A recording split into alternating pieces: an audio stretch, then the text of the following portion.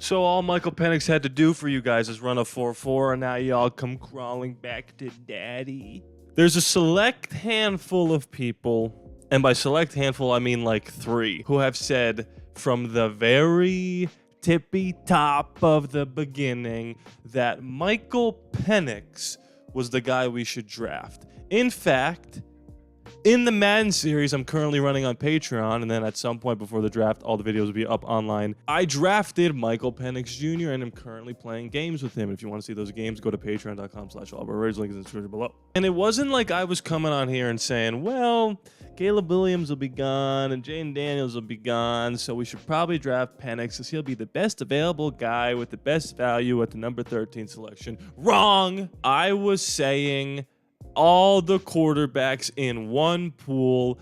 If I could have Caleb Williams, McCarthy, Drake May, Penix, Bo Nix, Jaden Daniels, Michael Penix Jr. was my guy. And if you're new to this channel, I will explain to you why I think that is the case.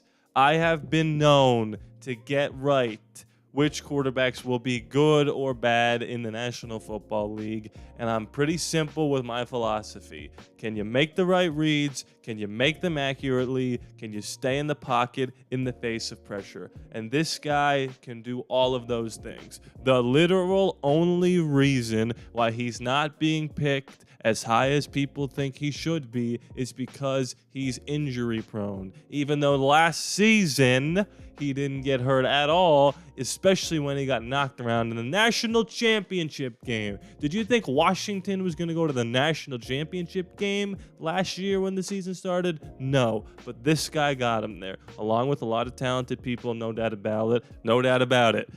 Michael Penix Jr. is not a stiff statue pocket passer. He can run. He's athletic. Again, another thing I've been preaching to nobody, because everyone thought I was crazy to say I would take someone like him over someone like Caleb Williams. But now in his pro day, he runs a 4.45, and like I said in the intro, you come crawling back to daddy. Now every Raider fan under the sun is like, we gotta get this guy.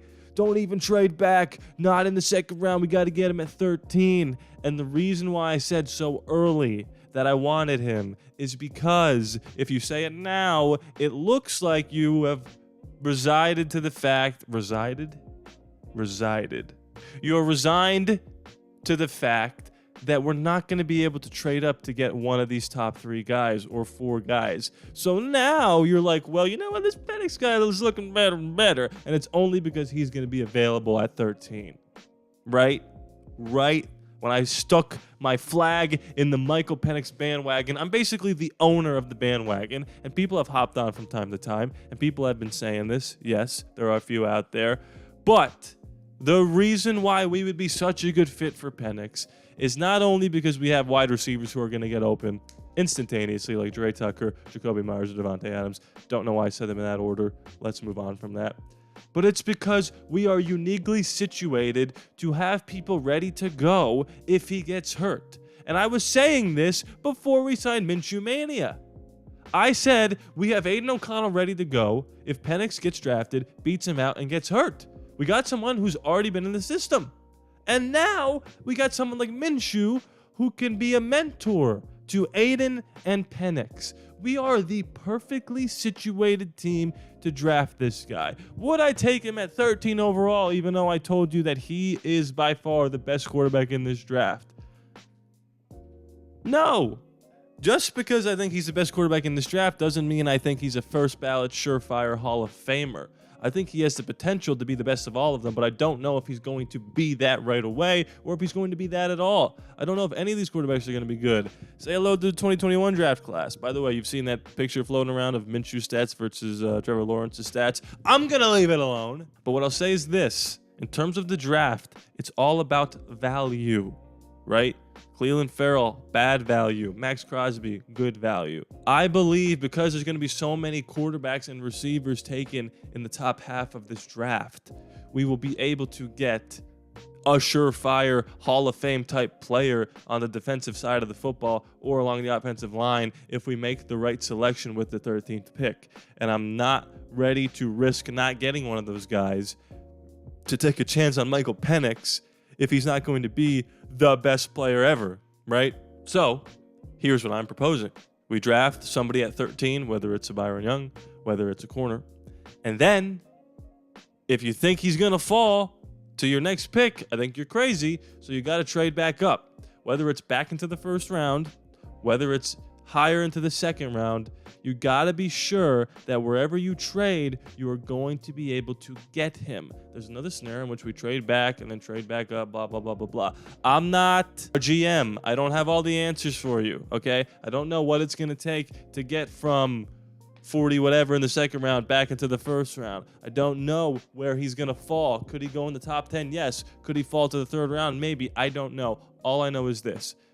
Michael Penix, since day one, has been the person that I said has the potential to be the best of all of these guys. That does not mean, listen carefully, that does not mean I think he's going to be good immediately or at all. It's about the ceiling, and to me, this guy's got the biggest ceiling. But because I'm not positive as to whether or not he can be that good yet, there's no Andrew Luck or Joe Burrows in this draft, I wouldn't take him 13th overall. All that to say, if they do take him at 13 overall, I'm going to go through the freaking roof because that tells me this. Tom Telesco and AP believe in this guy, and I believe in their ability to evaluate talent. Antonio Pierce, in one move, probably got our number one corner in Jack Jones, and that was with an interim champ Kelly GM who's still there in the building, by the way. So if they think, and Tom Telesco had a hand in drafting Andrew Luck, and he drafted Justin Herbert, that this is the right guy for 13, I'm totally fine with it. It's not my ideal situation or scenario, but I'm not paid millions of dollars to make the picks, which is something you kind of have to remember when we give our opinions here. We don't have all the tools at our disposal, so we can only go off of what we see with our eyeballs and what's going on in our brain holes. And right now, Penix is my guy. And I think it's absolutely hilarious that it took a 40 time for people to finally get on the bandwagon and go, you know what, maybe the injuries don't matter. Maybe it don't matter. And listen, if we draft him and he gets hurt all the time, oh well, we took a shot, and I think our team is uniquely situated to be able to win now, even if we don't hit on this first pick in the draft, if it ends up being Michael Penix. We won 8 games. We could have won 10 easily. We could flip a couple wins right now without drafting anybody else. I'm not saying that it's likely, but it's possible. So if we hit on a couple later guys, it makes up for the fact that we drafted somebody who doesn't play all the time because he keeps getting hurt. I don't know if the Falcons should take him at 8. I don't know if the Giants should take him at 5. Because those are teams that are in kind of this weird limbo. But I think a team like us that's a quarterback away but has multiple quarterbacks ready to take the reins if he gets hurt or if he isn't ready, I don't know how you don't say we are the perfect situation for him. Like, I think if he goes to Denver, I mean, he's toast. Who's he throwing to? Like that team is abysmal. That team is nothing. And at least we have some weapons to be able to usher this guy into the next phase of his career. And just like Patrick Mahomes, he could come into the league, sit a whole year under Minshew or under Aiden or whatever, and then that next year, bang, he comes in and he's lockstep with the offense, with Luke Getsy, with AP, with Devontae, and another year in the system, and we're ready to rock and freaking roll, man. I think we have to consider Michael Penix Jr. I also want to get out in front of this in case there are some people that are going to comment this, because I feel like it could be coming.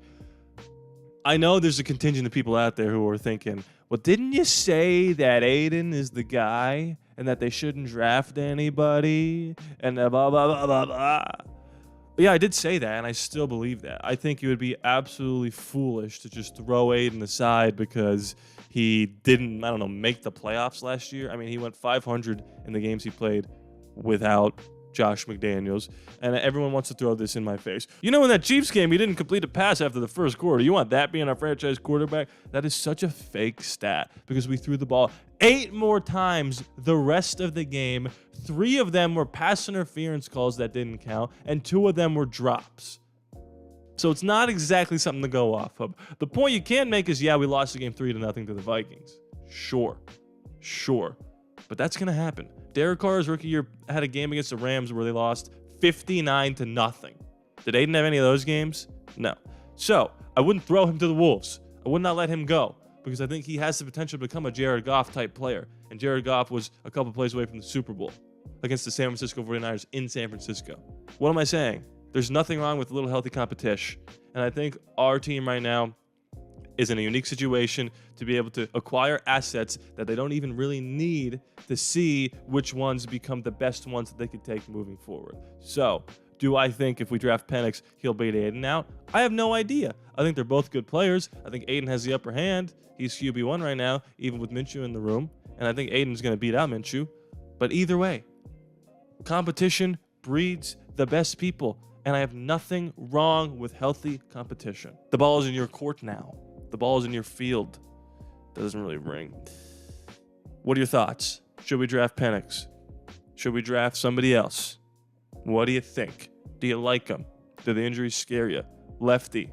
So we need a right tackle. Can Colton Murray make the move? All things to consider. Speaking of considering, if you'd be so kind, link is in the description below or go to patreon.com/ALLaBorde Raiders.